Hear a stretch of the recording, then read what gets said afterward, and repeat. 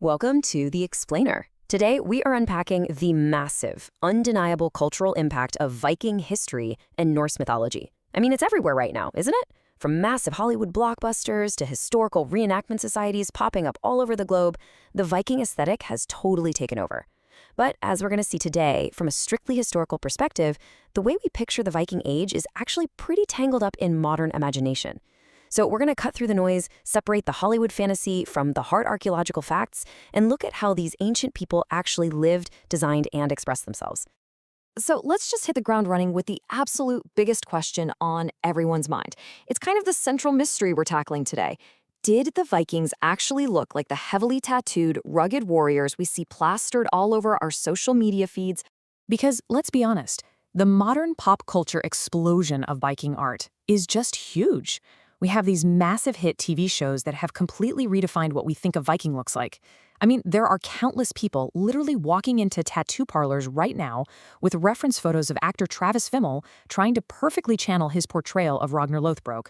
We've all scrolled through those Instagram and Pinterest boards dedicated purely to Norse-inspired ink, right?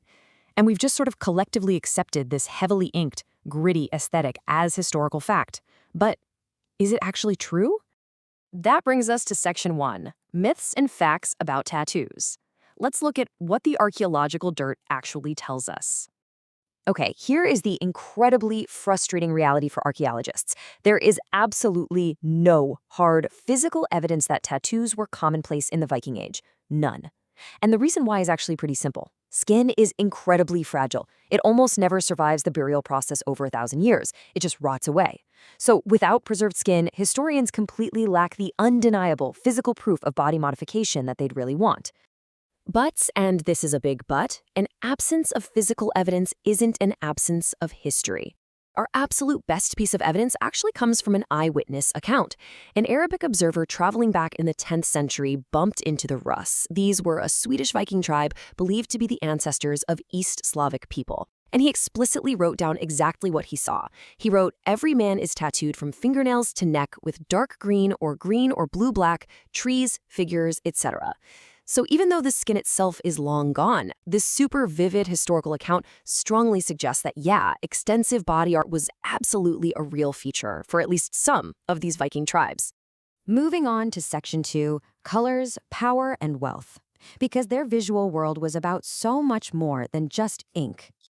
If you watch modern media, you'd think the Viking world had a permanent grayscale filter over it. Everything is dark, dreary, muddy, and covered in gray. Well, recent Danish archaeological research has completely shattered that myth. The historical reality? It was incredibly vibrant. They used rich reds, bright yellows, earthy greens, deep browns. And this color wasn't just rare or accidental, it was highly deliberate. In the Viking era, wearing vibrant colors was a direct symbol of your power, your status, and your wealth. Basically, the brighter your clothes, the deeper your pockets. All right, Section 3, Runes and Norse Animals. Let's look at how their craftsmanship extended far beyond just the clothes on their backs. There is such a stark contrast between how we view runes today versus their actual history. Today, it's super common to see people using a direct one-to-one match to spell out modern English names or words for their tattoos. It's treated like a basic alphabet. But for Germanic and Norse peoples, runes were so much more than just letters. Each individual rune was a representation of a deep cosmic principle or power. You couldn't just swap them out to spell Dave. They carried profound, almost magical weight in their culture. And think about why those runes look the way they do. Runes weren't originally drawn with a smooth pen and ink on soft paper. They were carved. They were literally etched into hard stone, scraped into wood, bone, or metal. That physical medium is exactly what created those iconic, sharp, angular shapes we all recognize.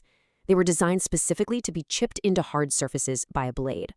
And this exact same intricate carving technique was applied to their artwork too, especially their animal motifs. These weren't just pretty decorations, they were cosmic concepts brought into the physical, everyday world. So you see artifacts covered in depictions of Odin's ravens, terrifying mythological monsters, and these beautifully complex, intertwining creatures. Fast forward to today, and these exact same ancient motifs absolutely dominate tattoo feeds everywhere. Next up, Section 4, Shield Maidens and Valkyries. This leads us right into another massively popular source of modern inspiration. This is where history and mythology get really tangled up in modern minds. According to some sources, a shield maiden was a mortal woman. She was a human living in the village who made the active, real-world choice to pick up weapons and fight as a warrior alongside the men. A Valkyrie, on the other hand, is purely mythological. She is a divine, supernatural female figure who literally descends upon the battlefield to decide which fallen warriors are worthy of entering Valhalla. Both are incredibly powerful female images from Norse culture, for sure, but one is grounded in human history and the other is pure cosmic mythology. Section 5. Viking ships as art motifs. Let's transition to, arguably, the ultimate symbol of Viking engineering and art combined. The Viking longship is just a total masterpiece of function and form. I mean, they evolved over centuries to become these graceful, long, and incredibly narrow vessels. They were crafted entirely of wood, powered by these massive woven wool cloth sails, and featured shallow draft hulls. That shallow draft was a game changer. It allowed them to achieve terrifying speeds and land directly on shallow beaches without even needing a port. But they weren't just utilitarian war machines. Their hulls were covered in incredibly intricate wood carvings. They were literally floating pieces of art. And honestly, it's amazing to see how that 1,000-year-old artwork is still alive and kicking today. Take the famous Oseberg ship. It's this incredible archaeological find that features a stunning, curly carved decoration right on its bow. While that specific piece of ancient engineering and art is so iconic that it literally inspired the modern branding of the startup airline Norse Atlantic Airways. From conquering the seas to conquering the skies, right? The art just lives on. Which brings us to our final part, Section 6, Viking art in today's pop culture. Time to bring this all together and confront some of the biggest modern myths head-on. So remember Travis Fimmel's Ragnar Lothbrok we talked about earlier? The guy inspiring thousands of tattoos? Well, historian Catherine Holman points out a massive historical bombshell. While Ragnar's sons actually existed in real history, there is absolutely zero historical evidence that Ragnar himself ever lived. He's widely believed by historians to be a literary invention, basically an amalgam of several different real figures mashed together to make an epic story. So the ultimate pop culture Viking icon is very likely a total myth. And here is another huge historical reality check for you. The Vegvisir, commonly known as the Viking compass, is arguably the single most popular Norse-inspired tattoo design in the world right now. You literally see it everywhere. But the historical truth? The Vegvisir does not stretch back to the Viking Age. At all. It's an old design, sure, but it actually comes from Icelandic grimoires written centuries after the Viking Age had completely ended. Which leaves us with a pretty fascinating final question to ponder. Would you still get a Vegvisir tattoo now that you know its true history? It's a powerful reminder of why understanding the source material actually matters. Pop culture gives us this incredible, gritty, cinematic version of the Vikings.